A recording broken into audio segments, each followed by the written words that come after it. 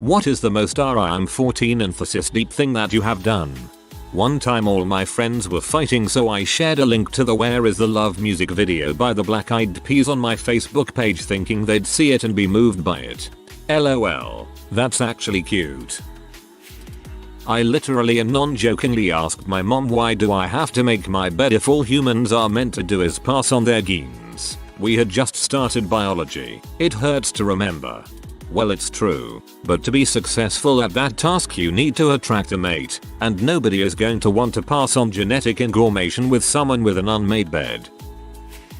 Did a MySpace photoshoot where I pretended to eat paint, but I didn't have an easel, so I used the back of a frisbee, then made everything black and white except the paint. I don't remember why. Also, put edgy Marilyn Manson lyrics in my MSN Plus username in blood red. Pretended to cry in my sleep at sleepovers. Then the scene years came about, and suddenly I decided I had to show the world I was the most obsessed with rubber ducks. So I told everyone I had like 80. I had to. Everyone bought me ducks for the next few years. I didn't like rubber ducks, but no way in heck would I admit to lying. Pretended to cry in my sleep at sleepovers. Haha, that's hilarious. Oh man, I was the singer in a band in high school and I did a ton of Jaden Smith crap. During one of our biggest shows I went on a super long rant about how people can be fake and high school was prison or something. I thought I was resonating with everyone on a big level, but now my friends tell me they thought it was the stupidest crap they've ever heard to this day. I'm guessing you mean Jaden and not the linebacker.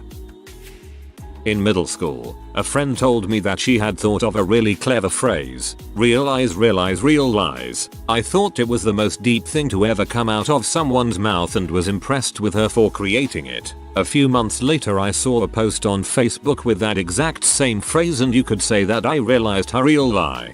I recognize that from the Pink Floyd song Take Up Thy Stethoscope and Walk. Fishy.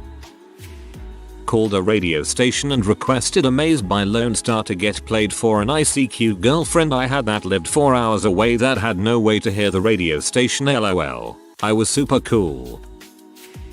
I once wrote a really angsty poem, tied it to a helium balloon and let it float away. I hoped someone far away would find it one day and marvel at how deep and mysterious I must be. Hey hun, Linkin Park lyrics just fell from the sky while I was mowing. I've recorded a lot of dumb songs in my life. I'm pretty open about sharing them all. However, there's this song I wrote when I was 16 about our high school's oppressive dean that is so unbelievably embarrassing and deep that I have nightmares about someone finding the recording of it and putting it online. Well, obviously the only way to overcome your fear is to find it and put it online yourself. This older Facebook friend of mine at the time, who I dated because we were both in high school marching band, posted some of the lyrics to Boulevard of Broken Dreams. I commented with the next line of the lyrics. He commented with the next line. I promptly googled, copied, and pasted the next line of lyrics. Even though I totally knew them by heart, we kept going like this until he messaged me because I was so deep and on his level. We started dating a couple days later. Oh dear.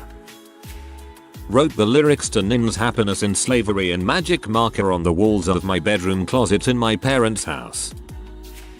Not exactly deep but pretty cringe. In middle school I thought I was really cool and different for being nerdy and a girl, and so I made a private Facebook group where I posted about sci-fi movies and what to do in a zombie apocalypse etc. And to get in the group I made people do a quiz, except it was all opinion questions like which is better, Alien or Predator, and if their answer wasn't my opinion they couldn't join the group. LOL. Back when I was actually 14 or 15, I was obsessed with M. Night Shyamalan and his twist endings. So any English creative writing essay I did had to have a really forced twist ending. The worst was one where I was writing from a pilot's point of view, and the twist that the whole time he was one of the 9/11 hijackers, and the story ended with the crash. Wrote a song for my emo band called You Stabbed My Bleeding Heart, had never even kissed a girl or had a girlfriend, and had a good upper middle class suburban childhood free from depression and tragedy. Daydreamed that a shooter would come to my school and take me hostage in front of my psychology teacher, who I had a crush on. He would stare into my face and I'd stare back with a look of heartbreak and he'd just know. This is my favorite one from this thread. Had an "I am away" message in high school that was, "I must be the greatest actor in the world because everyone believes I'm happy." My profile picture in Messenger was a black and white image with text "I like walking in the rain because no one knows that I'm crying." When I was in high school, during the MySpace days, I used to take many photos of random things on my digital camera, edit them in black white in certain sections except for the object being photographed, and uploading them to MySpace with a deep title. Me too. Discovering the color isolation feature of my little point and shoot was the best thing to happen to 14-year-old me. Cringe. Where do I start? 1. Take off all my clothes and stand in front of my bedroom window to be seen. 2. Use the word maiden and yearning in my poems. 3. Watched every single Beatles interview on YouTube and cried because no one understands. 4. Spent endless hours on chat rooms trying to heal strangers' loneliness. 5. Wrote letters to boys that did so much as lend me a pencil. 6. Contributed to society through Yahoo Answers. You get the idea. Shut myself in my closet with my portable CD player, hugged my knees to my chest, and stared into nothingness, letting myself feel I don't want the world to see me by the Goo Goo Dolls. Then I listened to it 10 more times, lip synching along with passion, occasionally crying. And I don't want the world to see me, cause I don't think that they'd understand. When everything's made to be broken, I just want you to know who I am. Yup, deep stuff. Don't look at me, I'm so complex. Wait, do look at me. This sounds something out of an edgy 2000s teen drama. I once wrote "We're all just looking for stars in the sunshine" on my Facebook. People commented, teasing me that the sun was a star. So of course I got to feel all smart and pretentious because that's what I meant, and they just didn't understand my deep poetry. Yeah, but the sun doesn't know it's a star. Many years ago I said to a friend, when it comes to the dark, you aren't afraid of what's there, you are afraid of what's not there. I thought it was some profound moment. He said I was an idiot. Strangely though, I was never scared of the dark after thinking that. My sister fricked me over one time when we were kids and shared a room. She was a bit scared of the dark, and being a clever little crap I said, "But if you can't see the monster can't see you," to which she then said, "Monsters can see in the dark, idiot."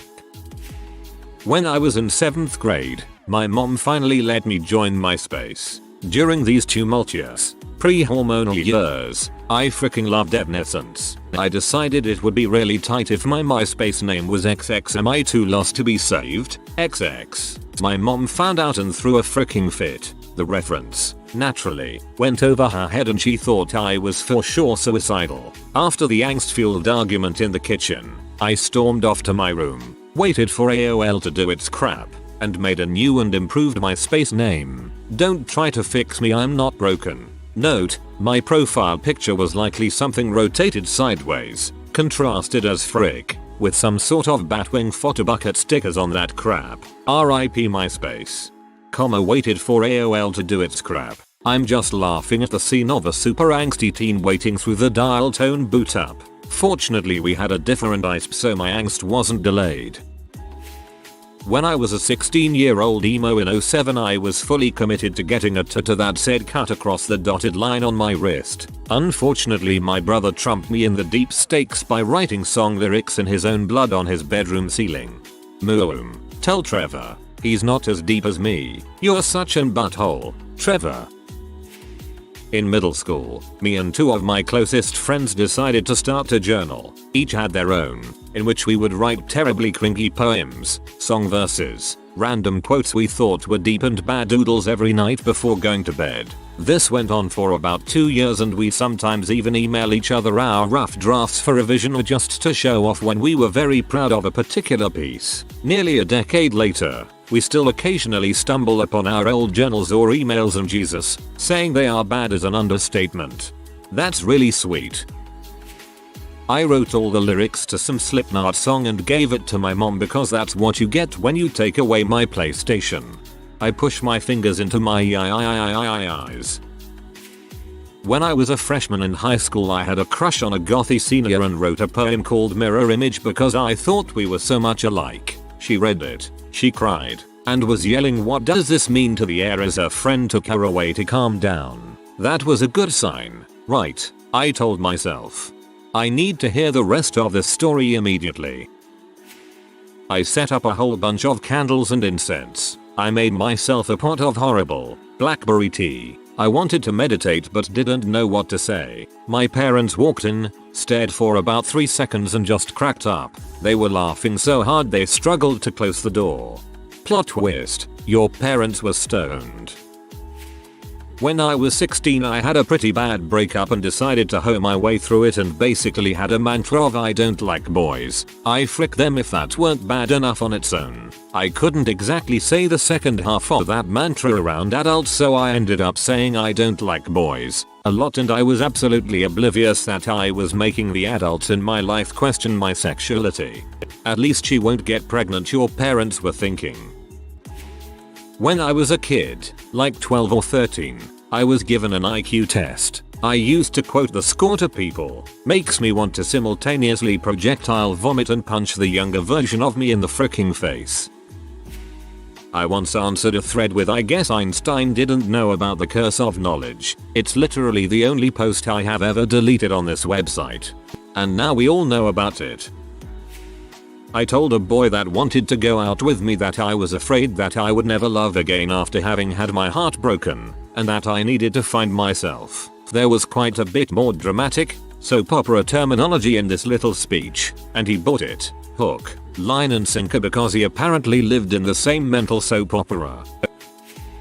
Got my first girlfriend at about 14. Her name was Layla. I listened to Eric Clapton's Layla, and only Eric Clapton's Layla, non-stop for that entire week, because that's what you do when you're in love, right? Still can't listen to that song without feeling like an idiot.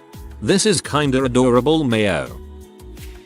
Messaged a radio show indignantly after they discussed Lost and made fun of some aspects I forget, in order to tell them all about the theories people were weaving on the internet and why all that stuff could make sense. It was so ridiculous and extra that they read it on the air. Boy did Lost show me later. Went abroad for a year when I was 15-16. Was given a notebook time capsule thing in the first month to write my thoughts, hopes etc.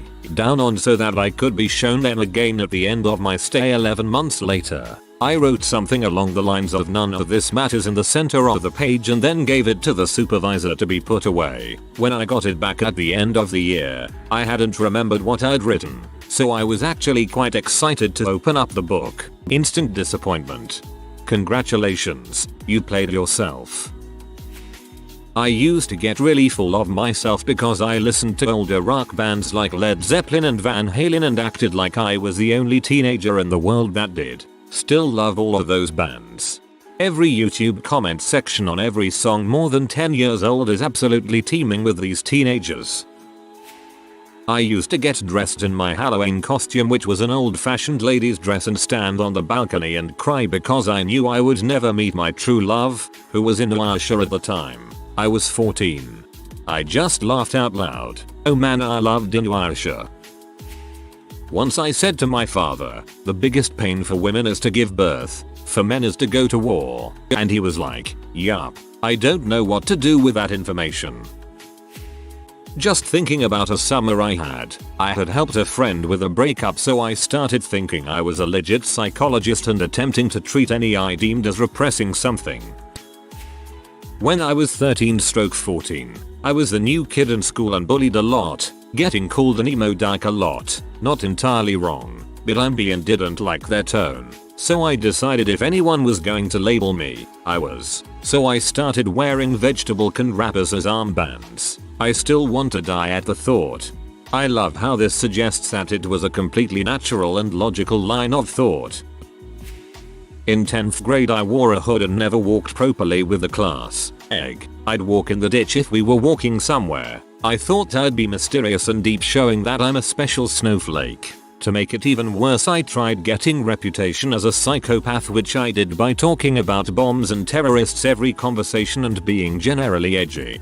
If you were doing it now in America, you could be on the what list. Definitely my edgy atheist phase when I was 15. I started a presentation with if you aren't comfortable with Christianity being talked about in a negative light, you can leave the room now. Ah frick. When I was a preteen I had this quote about how the world turned its back on me, so I will turn my back on the world. Like, honey, please, you sing songs from The Lion King almost every day. You are not a badass. Back when I was literally 14, my best friend, at the time, and I tried to start this movement where instead of cutting, when we felt that urge, we write a word on our arm that felt significant to us. It was based on the idea that the pen is mightier than the sword. Her first word was tree. I think mine was family. I was telling my brother quotes cause he is slightly depressed and he told me about the subreddit, and I've never felt so offended in my life. While you may have been offended, I bet it cheered your brother up a little.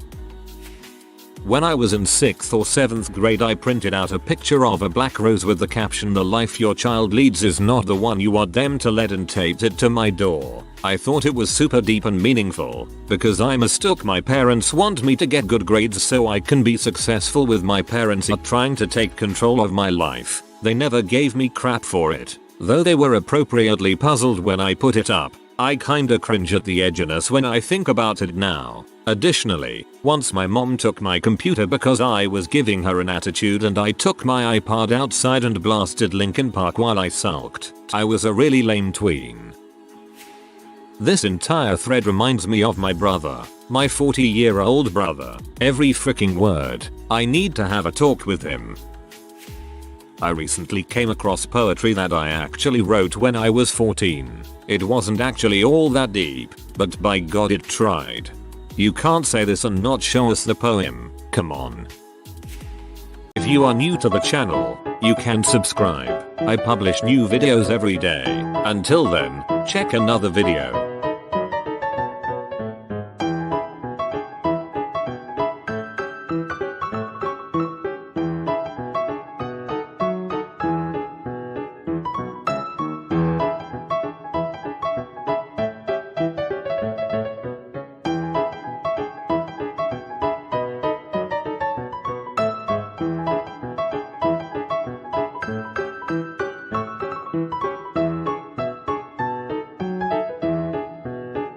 Bye for now.